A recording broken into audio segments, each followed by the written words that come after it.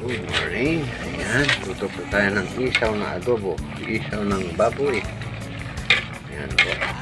Maghapon naman itong ulam. 150 ang isang kilo. Ayan. Musta po sa lahat yung mga kapako truck driver? Mga biyahe pa ba yung iba? Dahil sa sobrang mahal po ng diesel. Grabe na po ang taas ng diesel, mga petrolyo. Hirap na po tayo ngayon, crisis. Ingat-ingat sa lahat yung mga bumabiyahe pa lang. Yung iba, hindi na. Yung mga hulugan ng mga sasakyan, karamihan ay nagbabalik na ang kanilang sasakyan. Kapwa namin yung truck driver, ingat-ingat.